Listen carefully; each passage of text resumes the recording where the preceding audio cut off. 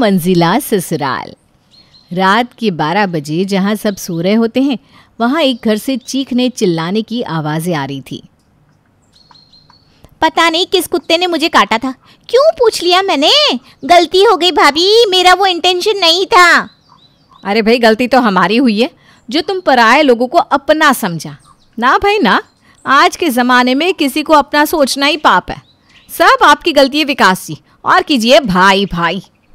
सही कहती हो भारती, असली गलती तो मेरी ही हो गई। पर मुझे क्या पता था कि घर को बांधने के चक्कर में मैं इस सपोले को दूध पिला रहा हूँ।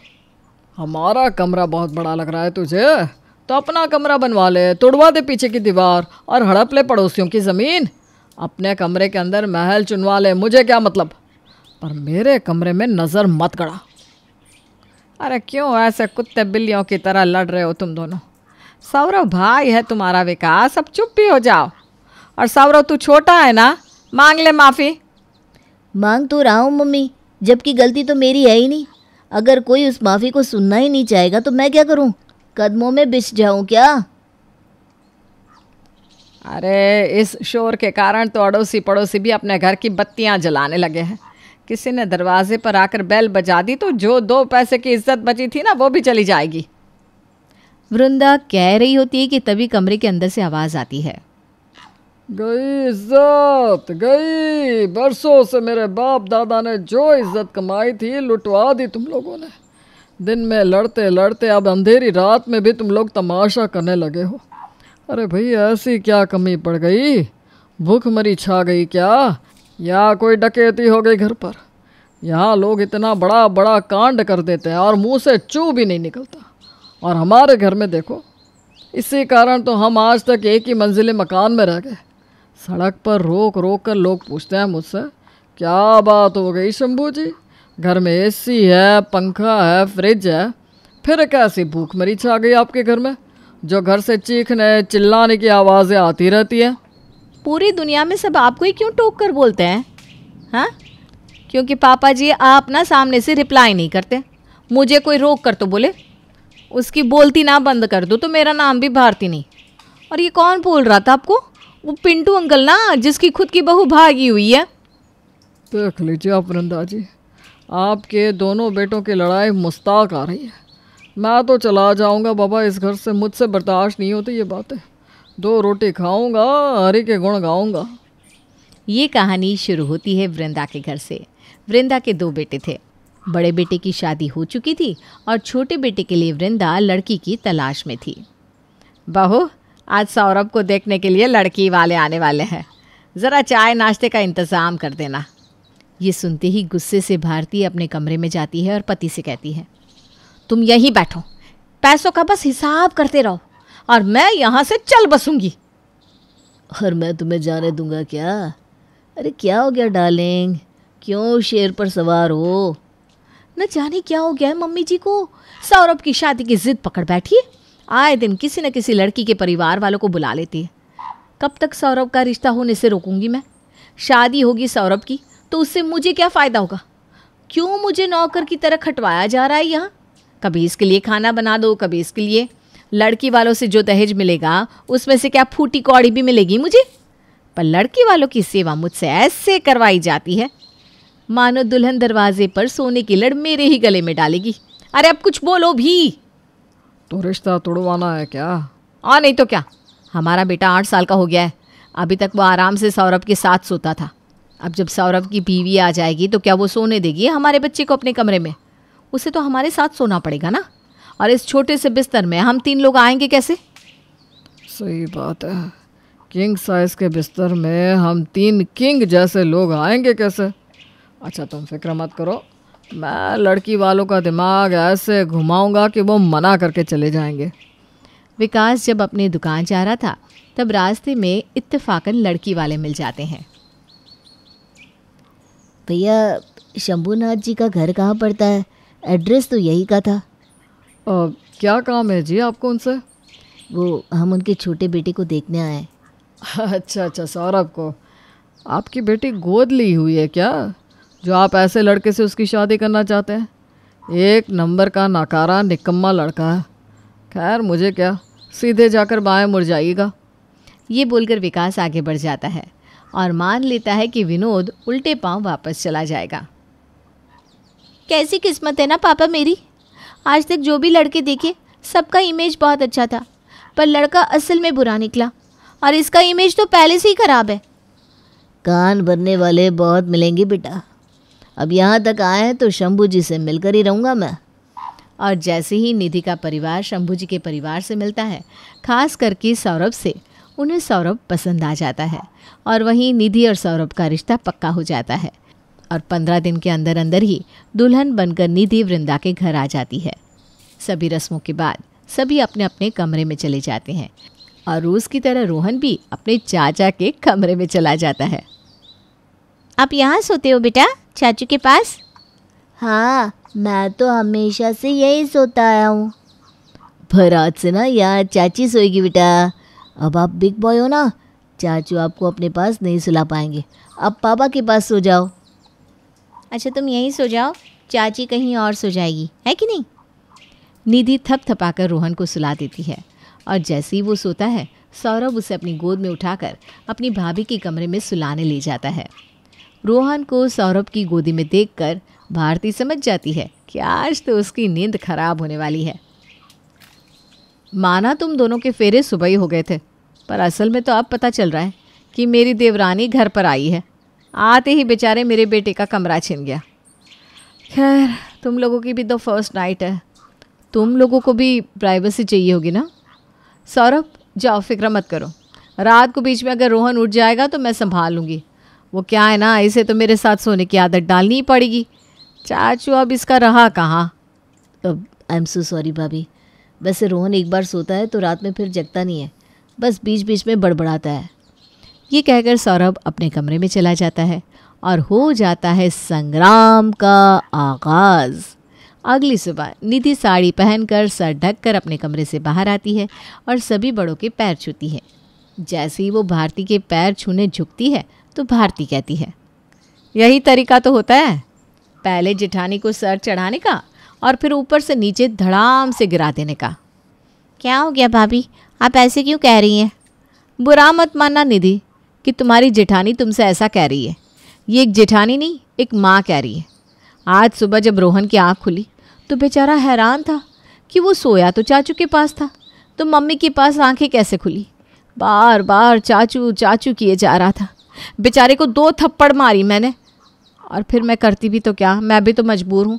कैसे बताऊँ उसे कि चाचू अब तेरा नहीं रहा, वो तो चाची का हो गया है।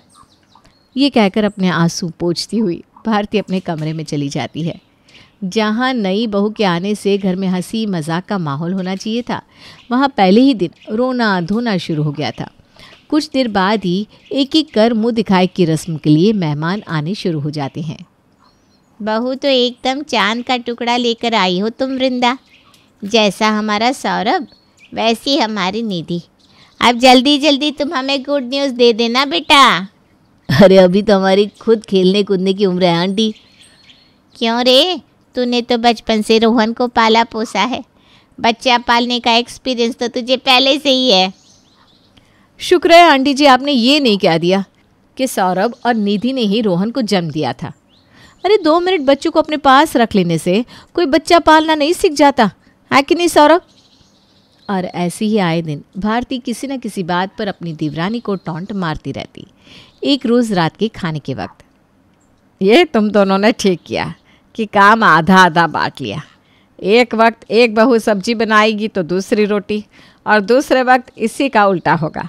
दिमाग बहुत अच्छा लगाया गया है। वैसे ये आइडिया था किसका? किसका हो सकता है माँ जी? मैं तो जो अंदर से हूँ वही बाहर हूँ। ये तेरा, ये मेरा, ये हमारा, ये उनका, ये शिक्षा तो नई बहू ही अपने मायके से लेकर आई है मम्मी जी। ये आइडिया ना निधि का था। तो इसमें कुछ गलत किया क्या भाभी मैंने? मैं नहीं चाहती कि फिर आपको ऐसा लगे कि मैं ज़बरदस्ती आप पर किसी काम का प्रेशर डाल रही हूँ, क्योंकि जब घर में नई बहू आती है तो घूम फिर कर सारी बात नई बहू पर ही आ जाती है। वो तो दिख ही रहा है किसके आने से क्या हुआ है।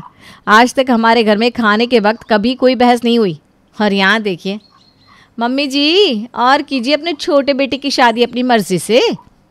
हो गया, जिसे जो बोलना था बोल दिया, तो अब खाना शुरू करो। सभी खाना खाना शुरू करते हैं। सब्जी में नमक ज़्यादा है नहीं? और ये आलू तो आधे जले हुए हैं। मैंने तो सिर्फ रोटियां बनाई हैं, सब्जी भाभी ने बनाई है। हाँ तो जलेगी ही ना सब्जी, रात भर नींद कहाँ पूरी हो पाती है मेरी। मेरे पति तो ठहरे भोले भंडारी, वो तो कुछ बोलेंगे नहीं, किसी भी हाल में रह लेते हैं, पर मुझसे नहीं होता बर्दाश्त। घर में हमारे हिस्से के नाम का है ही क्या, ये कमरा जिसमें ले देकर एक बिस्तर है। मैं, मेरा पति, मेरा बेटा तीनों वहीं सोते हैं। इतने छोटे से बिस्तर में हम सब कैसे आते हैं बस मैं ही जानती हूँ। तो नींद कहाँ से पूरी होगी मेरी। सब्जी बनाते बनाते आँख लग गई थी तो जल गई सब्जी। जिसे नहीं खाना वो बाहर से मंगवा ले। और इसी तरह रोज़ किसी न किसी बात पर भारती निधि को ताना देती रहती। एक रात पसीने से लथपथ निधि सौरभ से कहती है, हाय कितनी गर्मी है सौरभ, ये पंखा चल रहा है या रो रहा है? ये तो चल ही रहा है बेचारा अपनी स्पीड में। अब 45 डिग्री की गर्मी में इस कमरे को ठंडा करे भी तो कैसे। तो एसी ले लेते हैं ना। नहीं अच्छा नहीं लगेगा, मम्मी पापा के कमरे में एसी नहीं है और हम एसी लगवा लेंगे। अच्छा एक काम करते हैं, उनकी ही रूम में एसी लगवा देते हैं और हम भी ना रात को वहीं सो जाया करेंगे। अगली सुबह निधि अपनी सास से इस बारे में बात करती है। अरे नहीं बहू, हम क्या करेंगे कमरे में एसी लगवा कर। बुढ़ापे में तो एसी और नुकसान करता है।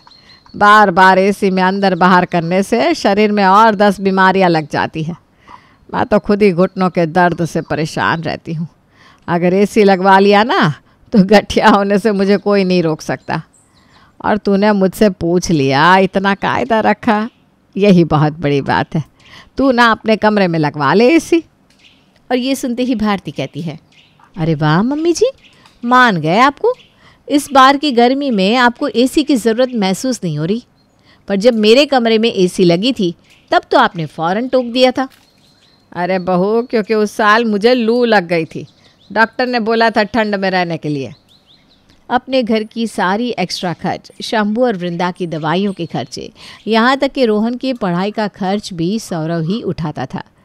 पर वो कभी इस बात को जताता नहीं था। फिर भी हमेशा उसे ताने ही मिलते रहते। धीरे धीरे दिन बीतते जाते हैं। सौरभ और निधि की शादी को 2 साल हो जाते हैं और पिछले कितने महीनों से चलता आ रहा ताना बाना अब गृह कलेश में बदल जाता है। सुबह के 7 बजे वृंदा को अपने घर की रसोई से ज़ोर ज़ोर से चिल्लाने की आवाज़ें आती है। इतनी गरीब मारी में मेरा पति इतनी मुश्किल से मेरे बेटे के लिए बॉर्नविटा लाता है और तुम घोल घोल कर पी जाती हो। किसी बच्चे के लिए आया हुआ बॉर्नविटा मैं क्यों पीऊँगी भाभी?